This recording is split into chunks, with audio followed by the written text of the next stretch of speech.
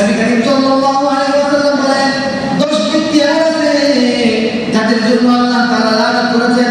নবীর লানত মুহতারাম হাজিরিন, নবী করিম সাল্লাল্লাহু আলাইহি ওয়াসাল্লাম যখন তায়েফবাসী আক্রমণ করেছিল, অত্যাচার করেছিল, জুলুম করেছিল, তার প্রাণ মুবারক শহীদ করে দিয়েছিল, নবী করিম সাল্লাল্লাহু আলাইহি ওয়াসাল্লাম মায়ার নবী তিনি কখনো লানত করেন নাই, কখনো তিনি তায়েফবাসীদের জন্য অভিশাপ করেন নাই, তাদের জন্য বদদুয়া করেন নাই। এত মায়ার নবী নিজেকে আঘাত করেছেন, নিজের দাঁতার মুবারক শহীদ করে দিয়েছে, রক্তাক্ত করে দিয়েছে, নিজের উপর নবীকে জুলুম করেছে, অত্যাচার করেছে।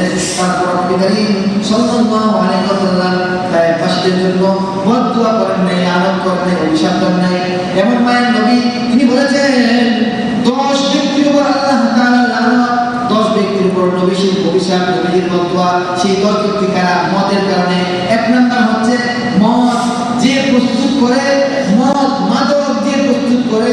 মাদক অনেক ধরনের হতে পারে, শুধুমাত্র পানীয় মদ নয়, ইয়াবা বলেন, বাবা বলেন, পেন্সিল বলেন, যা যত ধরনের মদ আছে, মাদক আছে, যত ধরনের জিনিস মাদক আছে, নেশা করে, এই সবগুলো এই জাতীয় নেশা জাতীয় দ্রব্যগুলো যারা বানায়, প্রস্তুত করে, তাদের উপর আল্লাহ তাআলা লানত। 2 নাম্বার যে প্রস্তুত করায়, আমি শ্রমিক, আমি প্রস্তুত করতেছি, আমার মালিক আমাকে দিয়ে প্রস্তুত করাইতেছে, যে প্রস্তুত করায় মালিক, তার উপর আল্লাহ তাআলা লানত। 3 নাম্বার যে মদ পান করে, যে মদ খায়, পান করে, তার উপর আল্লাহ তাআলা লানত। 4 নাম্বার যে বহন করে, আমি আমার গাড়ি দিয়ে মাদক বহন করতেছি, আমি ভাড়া পাইতেছি, আমি জানি, নিশ্চিত জানি যে গাড়ির মধ্যে মাদক আছে, পেন্সিলিন আছে, বাবা আছে, অমুক আছে, তমুক আছে, যে বহন করে, গাড়ি ভাড়া বহন করে, গাড়ি দিয়ে বহন করে, যে বহন করে, তার উপর আল্লাহ তাআলা লানত।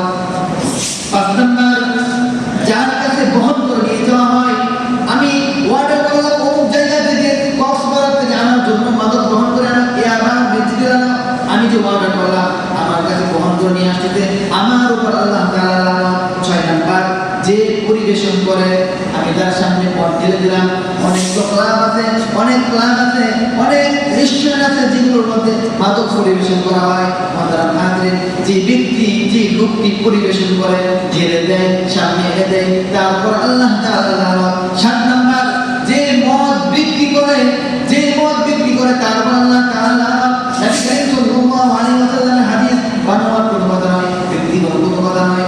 নবী করিম সাল্লাল্লাহু আলাইহি ওয়াসাল্লাম বলেন 8 নাম্বার যে মদ বিক্রির মূল্য অর্থ ভোগ করে, যে মদ বিক্রির মূল্য অর্থ ভোগ করে।